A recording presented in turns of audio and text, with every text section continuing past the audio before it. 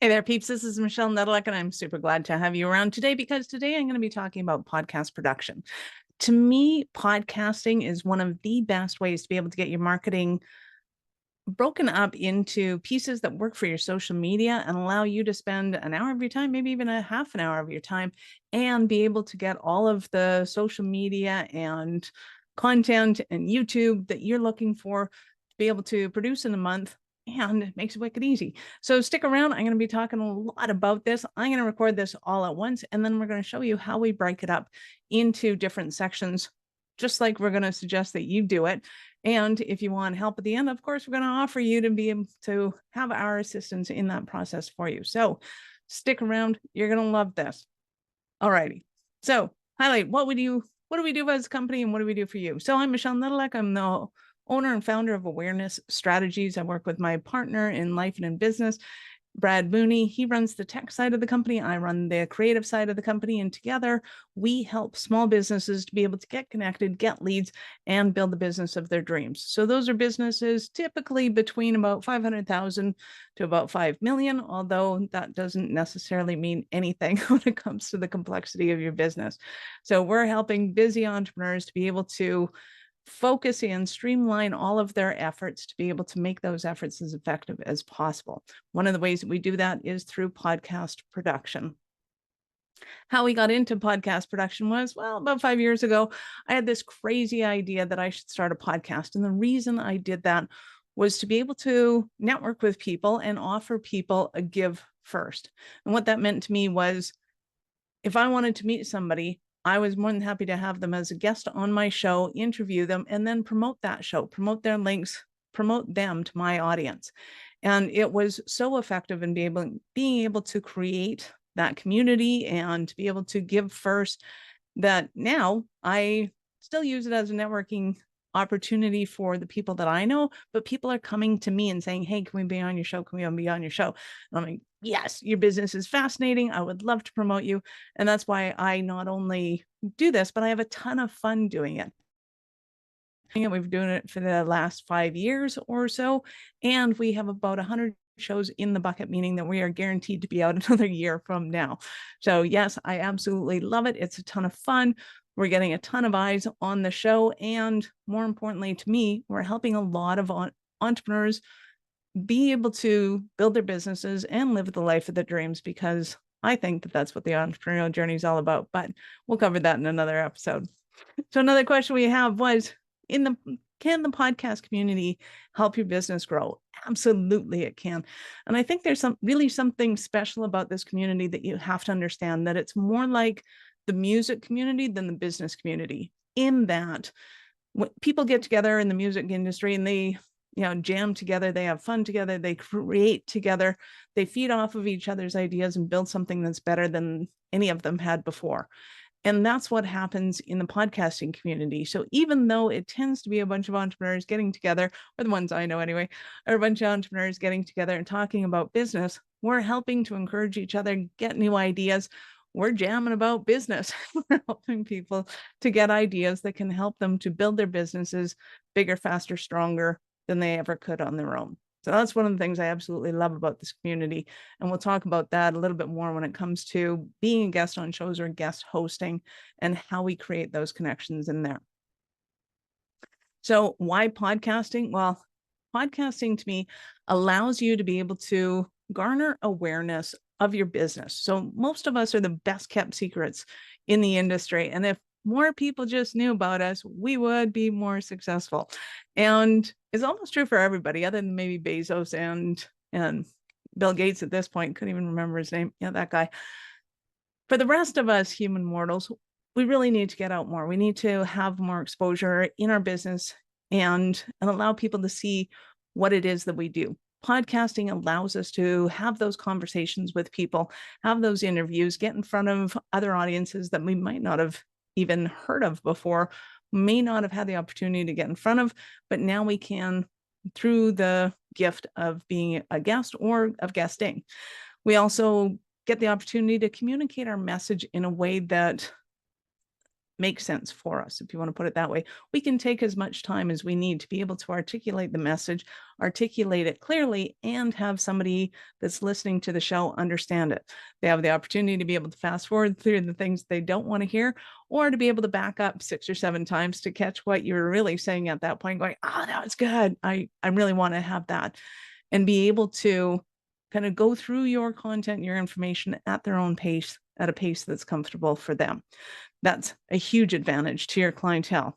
Also, it positions you as the expert because you're talking about your business, you're talking about the services you offer, and you're talking about them in a way that's kind of insider information. You're letting them know what it's like to work with you without having to work with you quite yet. So you're giving the secrets of what that intimate relationship is like when you're a client vendor business relationship. But it really is an intimate relationship because nobody knows what that's like until they sign up for it, except in the podcasting world. Now we have the ability to be able to go in and sneak preview what it's like to be able to work with you, get those stories, get a feeling for what it's like communicating with you, and really be able to understand and garner that like trust factor before we engage fiscally. So are there fringe benefits to it? Absolutely. There are a ton of fringe benefits to it. I love podcasting. As an extrovert during the lockdown, it was my favorite way to be able to get out and communicate with other people.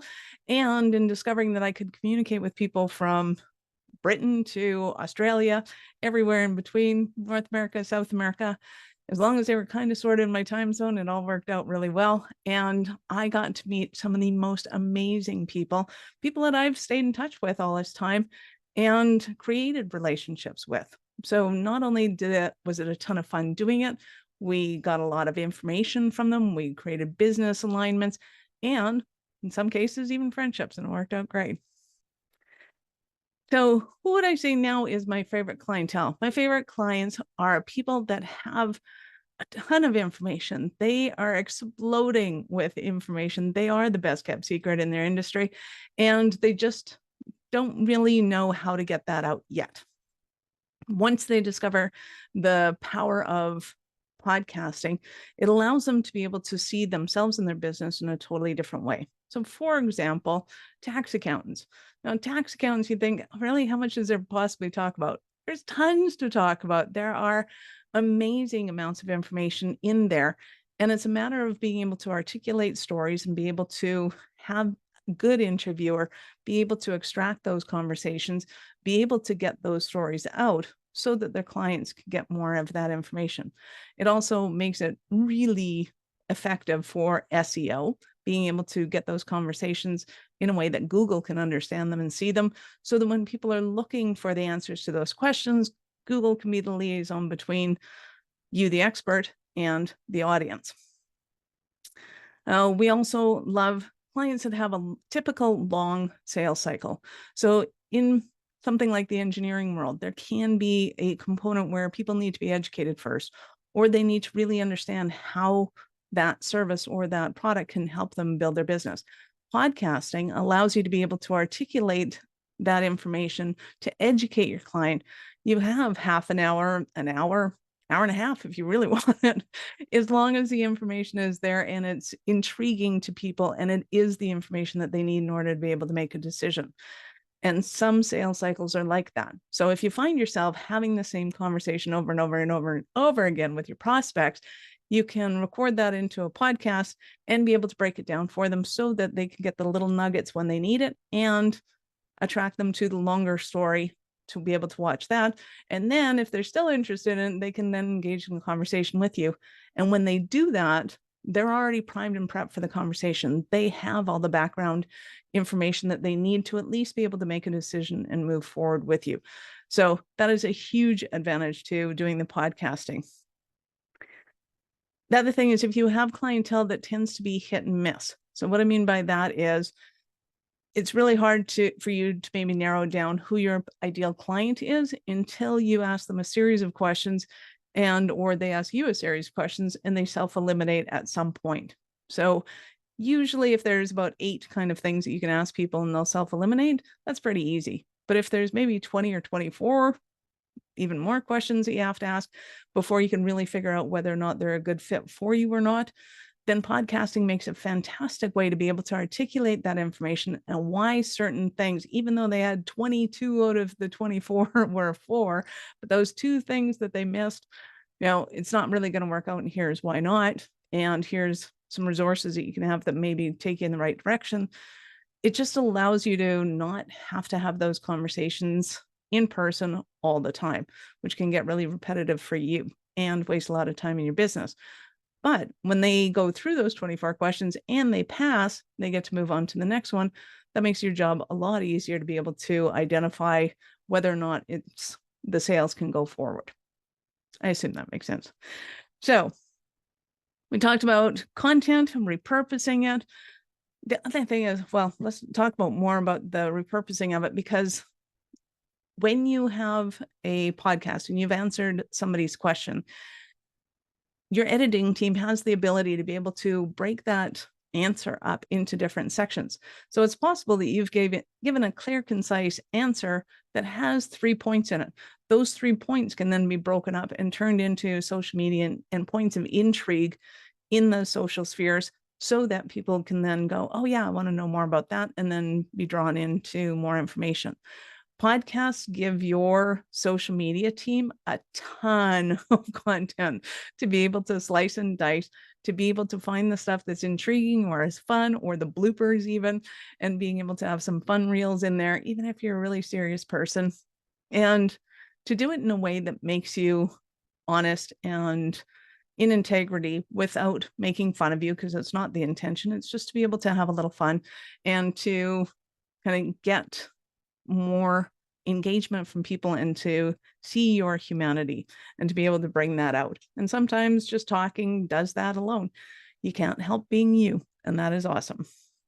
How much can you get out of podcasting? Well, when it comes to content, you can obviously get the video out, which is great. You can get stills out of it, which is fantastic. You can get the words out of it, which is fantastic.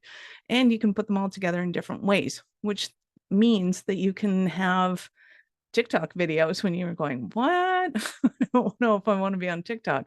That's okay. You can have business topics on TikTok too. And your team can edit those videos that you've done, be able to create snippets for it. And you never know, they might actually become viral. You can also take the still shots of them and some of the words that you've said, put them together, create memes, create quotes of the day, little motivational things that people need to hear on Fridays. And sometimes we just say these things naturally in conversation that the team can then see, oh, wow, that was fantastic. More people should hear that. And if you've never seen this happen before, go and check out, Jeff Bezos' TikTok. He has a ton of stuff that's just purely motivational and insightful for CEOs to understand kind of what they should be doing in a day, where they should be focusing their attention. It's brilliant. And at the same time, it's just him talking about how his day went. Now, white cap pictures don't work. So if you are the kind of person who has created a sense of desperation in your marketing department and you're putting out cat videos and things that you think are important that your audience wants to know about you, those moments of vulnerability, they're not exactly moving people to make a decision to work with you. They are giving them a personal note, which is great. You want some of those some of the time, but you don't want to get in the habit of doing it all the time, because it creates a more friendly relationship with them rather than you being the voice and expertise that you are.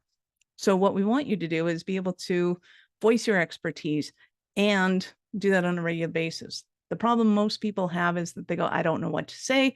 I don't know how to come across. But when they get interviewed, they know exactly what to say and exactly how to come across. They become articulate, and those conversations get captured, which then allows the team to be able to go out and educate the listeners and entice them at the same time. So yes, cats playing piano are enticing, but don't necessarily build your business. Awesome. Fringe benefits of podcasting. There are numerous ones. One, it kind of gets you out of your day and gets you into a different headspace, which sometimes in business can be paramount to being more effective for the rest of the day. I know that sounds counterintuitive, but sometimes people get into too much of a work rut and they don't allow themselves that creative moment to step away from the business and then go back and look at it again in a different way. Two, that time is not, when you've broken away and done the podcast, it's not a quote unquote waste of time. It's a very valuable moment of time to be able to take that and create your marketing. Now, when you're doing those podcasts, creating the relationships with the host, with the guest, with the panel, whomever it may be that you're being interviewed with, those are great opportunities to be able to build your business, create your connections, have a little fun in the day, which is also awesome, and have somebody that's really excited and intrigued about the things that you do, which again, sometimes entrepreneurs can get stuck in their own heads doing their thing, and they think that either everybody knows this or, nobody wants to hear about it. And neither of those things are true. You have some fantastic, amazing, interesting stories that people want to get to know about you, and your ability to be able to share those with others gets other people excited. So that's all good. It also allows you to sell one-to-many as opposed to one-to-one, which obviously if you're going out and doing one-on-one lunches or going for coffee with people, you're letting them know what you do one-on-one. But podcasting lets you get out to 1 to 100, 1 to 1,000, one to many, so that a lot of people that are already interested in the subject are even more interested because they're hearing you. So your ability to be able to reach one to many is infinitely more than just doing coffees.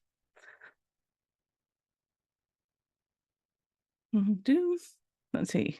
Does it shorten the sales cycle? Yes, it does, because you're not convincing people, you're showing them, you're demonstrating your expertise. They get to hear it from themselves, get to know, like you, and trust you. I think we mentioned most of those things already. And you get to give people an idea of the culture that you create within your business. Now, that may not seem obvious to you because you're not necessarily talking about the culture of your business, but because you're talking about your business in a certain way, many people who are listening to it can get an understanding or a feel for that. And that's fantastic because it's really difficult to articulate it in any other setting almost, other than podcasting or being one-on-one with them in a sales appointment. Are there different ways to communicate your genius with podcasts? Yes, absolutely. So typically there will be a host and there will be a guest. Those are kind of the normal ways of having most podcasts, or at least most business podcasts. That's not the only way to do it. So being a host and having guests come onto your show can be a great way to open up your connections, to be able to create your community. It can also be a great way to harness the intellect of your community and engage your prospects. So it elevates your business stature within that community. As a guest, you articulate your services and you're educating your clients, you're shortening the sales cycle. And there's a lot of different conversations you can have with the hosts to be able to reach their audience in different ways. So once the recording is over, you can have conversations with people about what they're doing in business. If they're going to events, if they're hosting events, if they're looking for speakers, whatever it is, there's a ton of different ways that you can create joint ventures or connections with people after the show is over. The other thing you can do with podcasting is do something like this and do a soapbox episode. And basically what a soapbox episode is you're not being interviewed necessarily. You're talking about the thing that you do or the education that you have or the information that you want to give to people in a way that makes it clear, concise. You can put it out once, everybody can listen to it, and it speeds up your ability to be able to deliver the information. That can work great when you have a ton of content, you have a ton of knowledge, and you just need to be able to get it out. Soapbox episodes are a fantastic way to do that. Now, let's talk about some of the objections that people have is, well, if I'm on a business show and I'm talking about business, doesn't that mean that we're in conflict and we're in competition? No, that's a great thing about podcasts and the podcasting community. So like I said earlier, if you had been here for that part of the episode, I was talking about how the podcasting community makes a fantastic network. We're like the music industry. We like to jam together. So when our listeners are coming in, they're expecting us to talk about whatever it is the topic of the show is on. So in my case, it's talking about business. In some cases, it might be talking about painting, and other ones, it might be talking about creating wind turbines, right? They're expecting to get information about wind turbines if that's what the podcast is about. So everybody that's on the show is going to be talking about wind turbines, right? You can't escape that element of the show. Is that people who listen to books or listen to books. Yeah, people who listen to books, they don't necessarily read them. People who read books, and you'll find a gathering of like-minded individuals in the same communities. So what you want to be able to do is look for the communities or the podcasts that talk about the subjects that you talk about and get interviewed on those shows so that your host is kind of jamming with you. They're creating an atmosphere that is conducive to creative thinking in the area that you're talking about, whether it's wind turbines or business. Another concern people have is I'm saying the same thing over and over again. When you go on and guest on other shows, you're going to have an idea of what it is that you're going to talk about. You're going to get used to relaying what we call the hero's journey. You're going to have your pivot points. You're going to have your turns in the stories.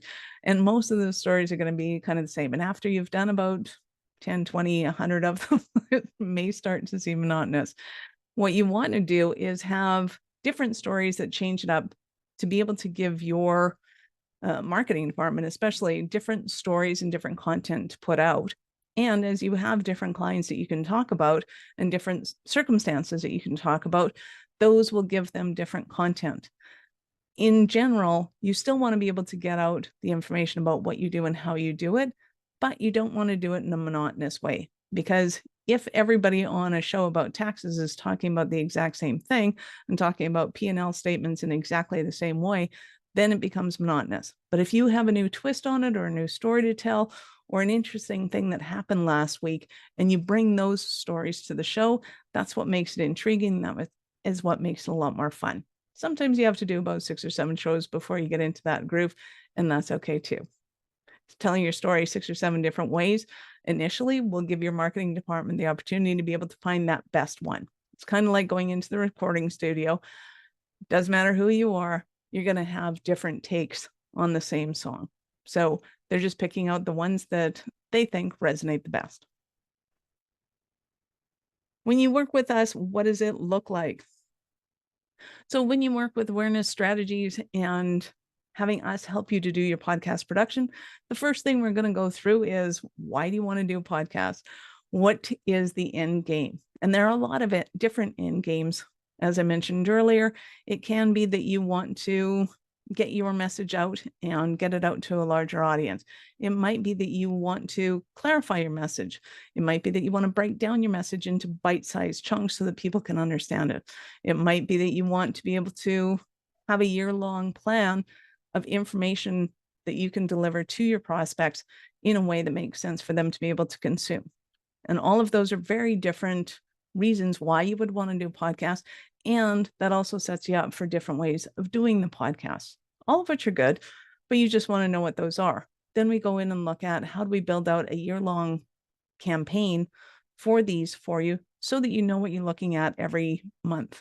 And when that time comes up to be able to do the thing that you need to do, you're ready for it, you're prepared for it, you know why you're doing it, you have a lot of fun with it, and that creates the resources that you need or the assets that you need within your marketing department to be able to help you to move forward in your business and garner more leads.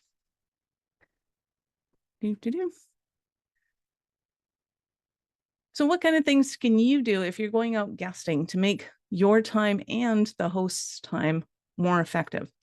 Well, the first thing you can do is understand why you're going out, why you want your message out there. Who are you trying to attract to you? Who is it that you think your audience is listening to? And then getting on those shows, because your audience is right there. They're ready for that information and they're ready to hear you. You also want to make sure that you're ready for them. So being able to get on the biggest, best show isn't necessarily the best thing for you to do if you don't have the capacity to be able to fulfill on it. So you really want to know how big of a show you're going on to, how much responsiveness tends to be there, and being able to gauge how much interest you're going to get from those shows so that you can start to crank things out. Initially, you might be a little awkward on video. You might be a little awkward with being asked questions and having to answer on the spot. And in that case, it's great to start small. Right? People are excited about having you on the show because of your expertise. They're not necessarily looking for you to be polished. And as you've seen the recording of this, even the best of us, quote unquote, still mess up a lot.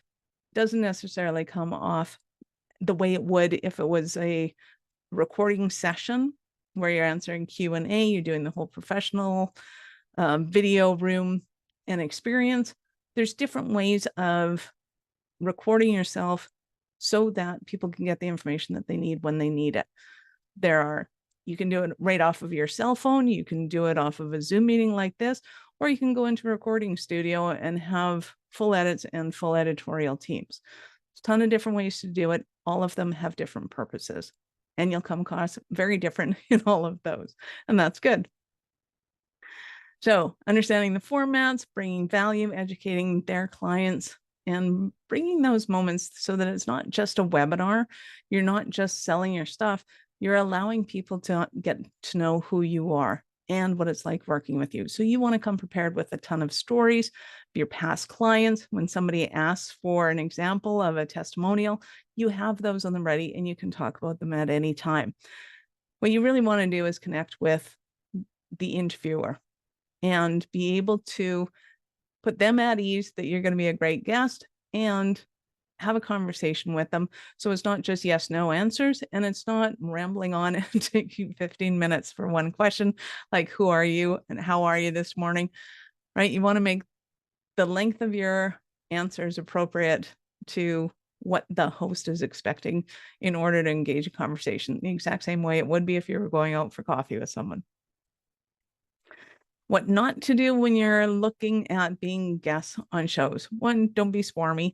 I know that's a very vague term that means absolutely nothing to most people, but you really want to start that conversation at that moment. The moment you reach out to somebody and say, hey, I think I'd make a great guest for your show, just have a normal conversation with them. You don't have to pump it up. You don't have to be selling chamois to them. You just have to be able to have a conversation with them, get them intrigued about who you are and the conversation that they'll have with you and getting to know you, because that's the most fun for all of us. Now, who is ideal for podcasting, but they think that they're not? Some of the people that are ideal for podcasting, but they think they're not, are people like engineers, people like technicians, people who basically spend their day doing their thing either at their desk or in solitude, just getting the thing done. These people are actually fascinating when it comes to podcasts because of that isolation. Because you're doing your thing and you're really good at it, and you're the only one that does it, most people don't have the opportunity to be able to look over your shoulder and watch you do what you do. So those kind of conversations can be fascinating on podcasts. So if your company is like that and you're like, I just don't get how this is going to translate, you probably want to have a conversation with us, because there's a ton of different ways that those become the most fascinating podcasts and the most listened to episodes. So how do people start their journey with us? Well, that is awesome. I'm glad you asked. Thank you. We have a gift for you. It is your guidelines on the equipment that you need to be able to get started in doing your own podcast. So whether you want to do it casually and just get started, if you want to go kind of middle of the road and have a moderate amount of technology and implementation there, or you want to go full bore because you already have a recording studio and you want to be able to use it to your advantage, there's ways of being able to break down all of those shows, and we will give that to you as our free gift. So go into the show notes, click on the link, go and download that. Once you're done downloading that, you'll get an invitation to meet with me. And I would love to be able to brainstorm with you how to set up your podcast most effectively for you in order to reach your end goals. So depending on what your end goal is, depends on how you want to set it up. We'll talk about everything from show art, name of your show, who you're going to get for guests if you are, or how you set up your next year's calendar in that marketing event. So if you're interested in that, scroll down into the show notes, click on the link. I'd love to see you on the other side. Are you running a business over 7 figures but still struggling with technology headaches? Pay attention, you do not want to miss this offer. This podcast episode is brought to you by Awareness Strategies, who is offering a custom-built digital adoption roadmap for anyone running a business over 7 figures who's wanting to grow their business in the next 5 years.